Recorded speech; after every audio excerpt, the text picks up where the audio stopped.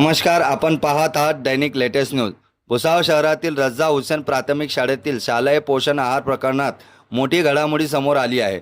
विद्यार्थ्यांना पोषण आहार मिळाला नसल्याची बातमी प्रसिद्ध होताच शिक्षण विभागाने तातडीने दखल घेत आज शाळेत प्रत्यक्ष चौकशी केली। नेमकं काय घडलं पाहूया हा विशेष रिपोर्ट। भुसावळ शहरातील रजा हुसेन प्राथमिक शाळेत 25 जून 2026 रोजी इयत्ता पहिली ते 7वीच्या विद्यार्थ्यांना प्रधानमंत्री पोषण शक्ती निर्माण योजना अंतर्गत मिळणारा शालेय पोषण आहार देण्यात आला नसल्याचे बातमी समोर आली होती। विद्यार्थ्यांना त्या दिवशी भोजन मिळाले नसल्याचे सांगितले होते।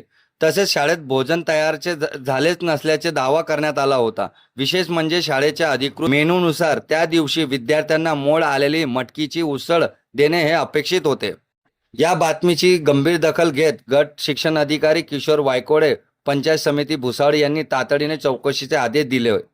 यानंतर शालेय पोषण आहार अधीक्षक बीडी धाडी, केंद्र प्रमुख सुनील मोरे, राजेश पाटील आणि मुख्याध्यापक रशीद सर यांच्या समितीने आज शाळेत प्रत्यक्ष भेट देऊन चौकशी केली। चौकशी दरम्यान पोषण आहार वितरण नोंद वही, उपस्थित नोंदी, संबंधित कागदपत्रे आणि शाळेतील परिस्थितीची तपासणी करण्यात आली। आता या चौकशीचा अहवाल प्राथमिक शिक्षण अधिकारी जिल्हा परिषद जळगाव यांच्याकडे पुढील योग्य त्या कारवाईसाठी सादर करण्यात येणार आहे। या चौकशीत नेमकं काय निष्पन्न होत आणि संबंधितावर कारवाई होते का याकडे आता पालकासह संपूर्ण भुसावळचे लक्ष लागले आहे। या प्रकरणातील प्रत्येक अधिकृत अपडेट पाहण्यासाठी दैनिक लेटेस्ट न्यूज सोबत रहा। मी मुख्य संपादक हबीब चौहान, दैनिक लेटेस्ट न्यूज। धन्यवाद।